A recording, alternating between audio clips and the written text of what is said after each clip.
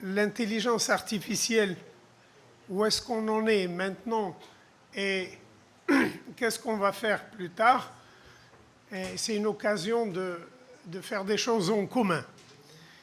Ça, je ne reviens pas dessus parce que c'est ce qu'on vous a expliqué tout à l'heure. Eh bien, il y a au moins 3 choses qu'on peut faire avec l'intelligence artificielle. Medical diagnosis, donc un diagnostic d'une maladie. Deuxièmement, la prédiction, on l'a vu tout à l'heure, on va en reparler. Et les décisions thérapeutiques. Si je commence par la première, c'est le diagnostic médical. Qu'est-ce qui se fait aujourd'hui? Eh bien, on a lancé un travail qu'on avait présenté la semaine dernière aux journées à Rabat. Et il est en cours. Et peut-être que c'est aussi une occasion de faire des choses en commun. C'est qu'on a voulu essayer l'intelligence artificielle pour diagnostiquer à l'ECG un anévrisme du septum interauriculaire. On sait que c'est une pathologie qu'on reconnaît à l'échographie, mais vu qu'il n'y a pas de signe ECG spécifique de cette anomalie, eh ben on s'est dit peut-être que si cette intelligence artificielle est très forte, elle va poser un diagnostic sur l'ECG. Et ce qu'on a fait, c'est que pour l'instant, on n'a que, et je dis bien que 120 ECG de patients qui ont un anévrisme à l'échographie, et on a pris leur ECG, et ce qu'on a fait dans un premier temps, on a mis sur la base de données tous les espaces, PR, QT, 8 paramètres. Et on a donné tout ça comme data, et on les a comparés avec 100 ECG de personnes qui n'ont pas cet anévrisme.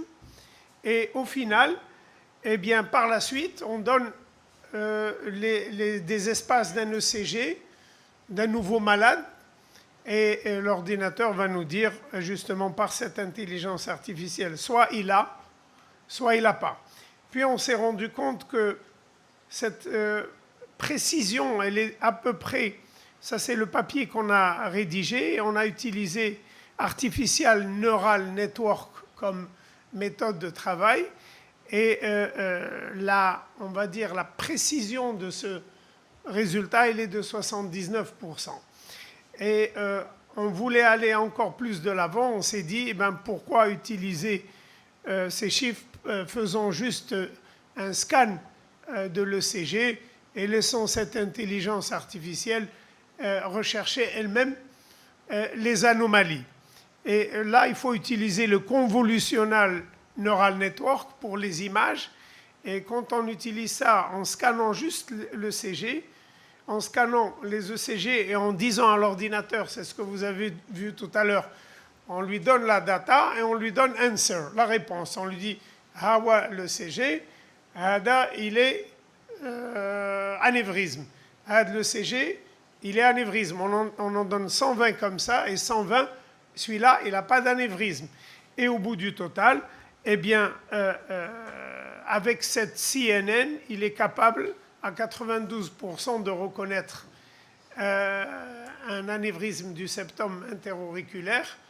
On est encore en train de peaufiner la méthode avec, j'ai aimé notre ami quand il a dit parfois il se plante, il y a des moments où il se plante et on est en train de corriger ça parce qu'on m'a expliqué que c'était le overfitting. Et le overfitting est une cause quand on veut faire beaucoup de précision et on lui demande de passer par plusieurs couches de neurones avant de donner un résultat, il se plante. En tout cas, normalement, on devrait avoir bientôt un site où chacun peut uploader son ECG et automatiquement, il vous dira il y a ou il n'y a pas anévrisme. Mais pour bien réussir les 120, il se peut qu'il y ait de l'overfitting. Moi, j'aimerais bien que, c'est un appel à mes confrères marocains que je remercie là, et tunisiens, peut-être également par le biais de la société tunisienne et de son président, si on peut avoir, par exemple, juste des ECG chez des gens qui ont juste l'ECG scanné, et peut-être qu'ensemble, on pourra arriver à des choses Je crois que pour cette intelligence artificielle, elle est vraiment très intelligente. Je crois que si on se met tous ensemble, on va réussir quelque chose de beau parce qu'il faut beaucoup de données.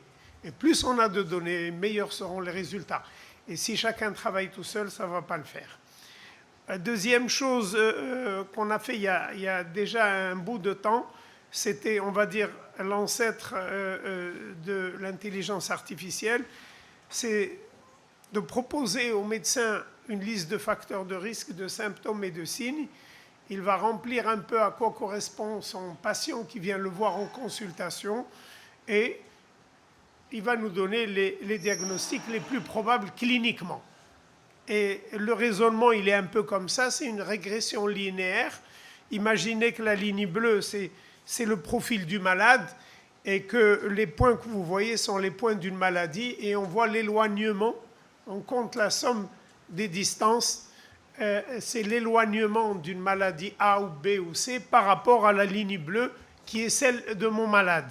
Et voilà un exemple. En jaune, vous avez mon malade que je viens d'introduire. Et en bleu et en rouge, vous avez la maladie B, C, D, etc. Et on calcule les distances. Ça s'appelle ici la régression linéaire. La méthode mathématique, ça s'appelle de Hamming. La formule de Hamming, c'est la somme des distances. Et avec ça, eh bien, on a un site qui est fonctionnel qui s'appelle diagnosismaker.com où on peut essayer et donner des données et avoir une liste de maladies les plus probables.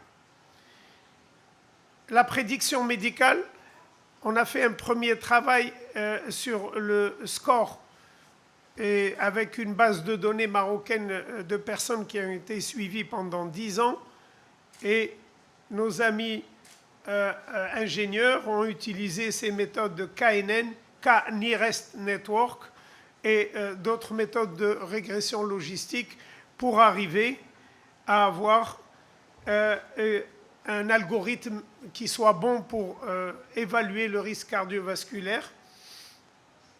Et c'est à peu près sur plus de 3000 personnes. On l'a comparé au score 2 et il n'y avait pas de différence.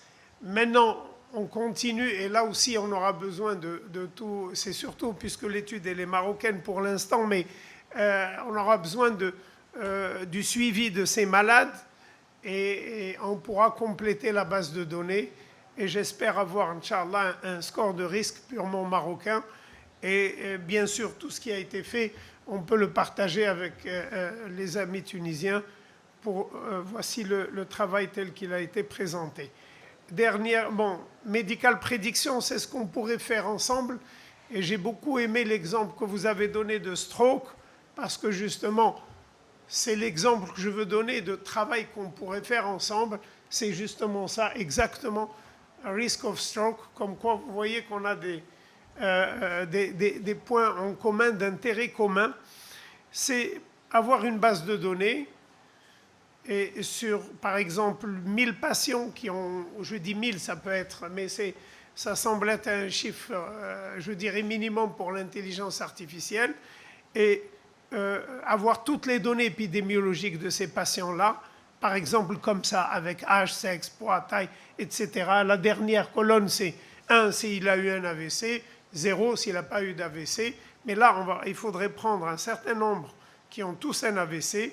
Et puis, ça, c'est la régression logistique où on va, et c'est ça un peu la force de cette intelligence artificielle, c'est qu'elle va prendre élément par élément, l'âge tout seul, l'âge plus le poids, l'âge plus le sexe, l'âge plus, et elle va faire un tas de travail statistique en même temps jusqu'à trouver quelle est la meilleure formule. Et si par exemple on trouve que le fait d'ajouter le taux de cholestérol ne change rien, eh bien il ne va plus l'utiliser par la suite, l'algorithme ne l'utilisera plus.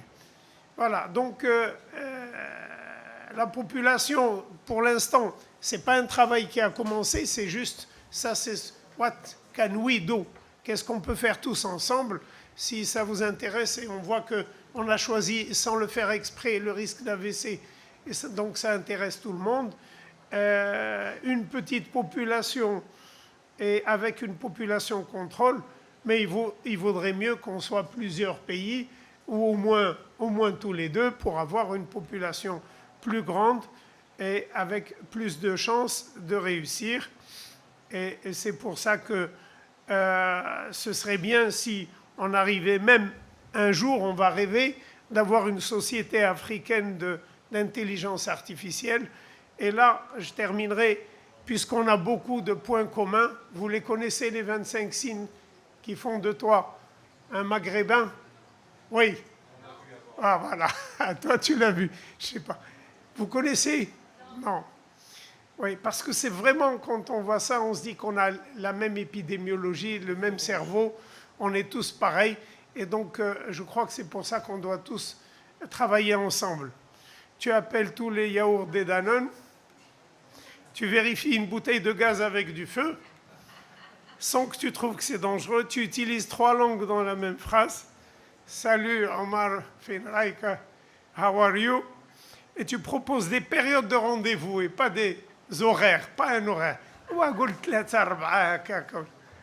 Et puis surtout, tu l'as dit tout à l'heure, Salem, tu arrêtes ta voiture 3 mètres après le feu rouge pour être sûr que tu vas démarrer le premier, mais tu finis par être le dernier à démarrer car tu ne vois pas le feu passer au vert.